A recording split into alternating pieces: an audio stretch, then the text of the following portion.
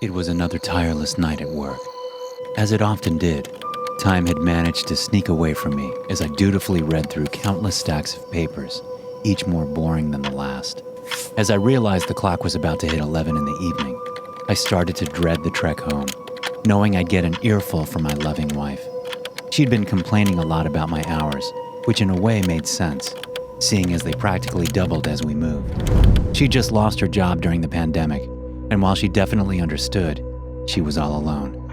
And it definitely didn't help that she was also a bit paranoid in nature, living in a large but old house, one that creaked with each step and screamed as the wind howled through the unfurnished halls. It was kind of eerie, but we'd just moved. We needed time to make it feel like a proper home. Once I'd finished the last page, I threw the documents crudely into a folder and hurried to pack my things. As I did, I heard a ping emerge from my computer. I worried it might be more work, and considered whether or not I should just pretend I didn't hear it. After all, it was after hours, and whatever it was could wait until morning. But I had to know what it was. So I opened my inbox, relieved to find a non-work related message. "Hey Gary, how are you doing?" it read. It was my wife. She was the only person in the world who ironically called me that after accidentally getting my name wrong on the first date. It had become sort of an inside joke, but the email it came from was somehow blocked. "Hey hun, I swear I'm on my way home. Time just got away from me," I typed in, hoping she wasn't too mad that I had missed dinner for the nth time.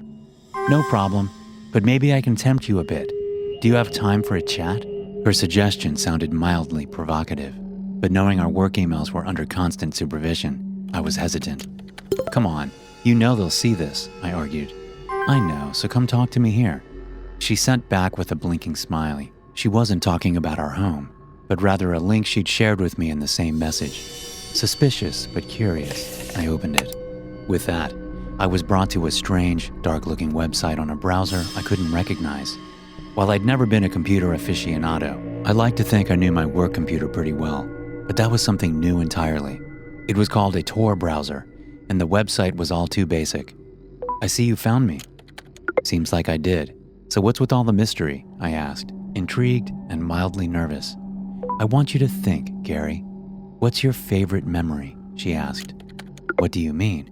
"Of us, tell me."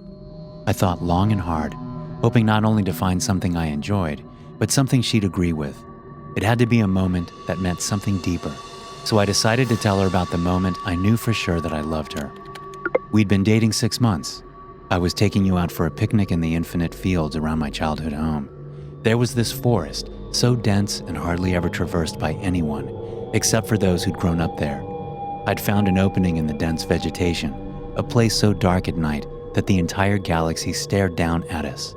I didn't tell you where we were going, nor why I'd chosen exactly that spot. We ate, we drank wine, we made love as the sun set in the distance, and then we fell asleep under the open sky without even bothering to set up a tent. Of course I'd read the forecast. It was supposed to stay warm, but then a storm came out of nowhere, waking us up as thunder shook through the clouds. We screamed and struggled to get the tent up in a rush, and I half expected you to be angry, but instead you just laughed. Even when my entire plan had been shattered and we were soaking wet from ice-cold water, you still had a good time. That's when I knew that I loved you. The wall of text sat on the screen for a couple of minutes as I eagerly awaited a response. In that moment, I felt so incredibly smooth, as if I'd chosen the perfect memory. "That's beautiful, Gary." It was odd that she still referred to me as Gary. She'd usually just greet me like that, but overusing the joke kind of took the fun away from it. "I want you to visualize that moment. Think about it as if you were still there in that opening. I'm sending you a little gift," she said. "A gift? Like here at work?" "Yes. Why not let me just come home and get it?" I asked. "Come on, it wouldn't be as fun," she argued. The mystery was coming close to unbearable, yet I had to admit that I quite enjoyed her efforts to spark some passion into our otherwise boring routine.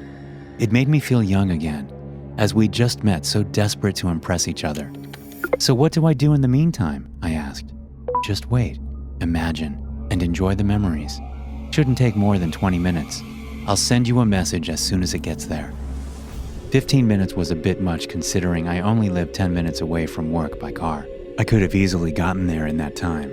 but I figured she needed some time to prepare. So I sat back and started to reminisce about our youth.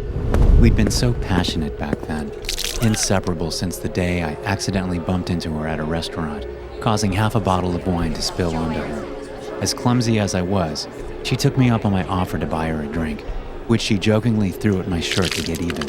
Then the two of us sat there covered in wine as we shared our first few words. I needed to bring that magic back into our relationship, and when she'd taken the first step, I'd be damned if I didn't keep fanning the flames. I would be better. I promised myself that much. Spend less time at work, focus more on our relationship. There I sat, trying to plan how I could be a better husband, coming up with romantic ideas as the clock ticked down. Then I finally got another message. "It's lying on the doorstep. Why don't you go have a look?" she suggested. "Oh, and message me back when you see it." I rushed to the door, where I found a neatly wrapped present lying just outside. I picked it up, realizing just how light it felt compared to its size. I brought it back to my computer, where another message had popped up. "Have fun," it read. With those words, I ripped the paper apart and opened the box. The sight of what I found inside caused me to immediately drop it onto the ground, allowing a single, severed finger to roll out onto the floor. The finger wore red nail polish and a wedding ring. It belonged to my wife. I immediately turned my attention towards the screen to see if it was some kind of sick prank, but the chat box had vanished. Without hesitation, I called the police, who arrived at the house just a moment before myself. As I tried to rush inside, an officer stopped me. The door was clearly broken, and there were uniformed men carrying out a covered-up gurney.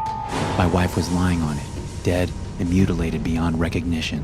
They never let me near the body. They just showed me some covered-up pictures for identification. One of them is just a photo of her unique shoulder tattoo. "What happened to my wife?" I asked in shock as they questioned me. "Someone broke into your house. From reports, we assume it happened around 9 o'clock, the officer said. 9 o'clock? I was supposed to be home by then, but I'd been working overtime as I so frequently did. But I spoke to her later than that, I argued, still not believing the words he spoke. It wasn't her. Someone wanted to keep you busy, pretending to be her. You sure you didn't realize something was wrong? No, I don't... The words froze in my throat. Had I just ignored the strange, fake messages and gone home when I planned to, she might have still been alive. My wife died that day, just before midnight. If not for the overtime and the chat, I could have saved her, but I didn't. And I can't ever forgive myself for that. Thanks for listening. If you enjoy these stories, be sure to subscribe to the podcast and check out some more of my episodes here.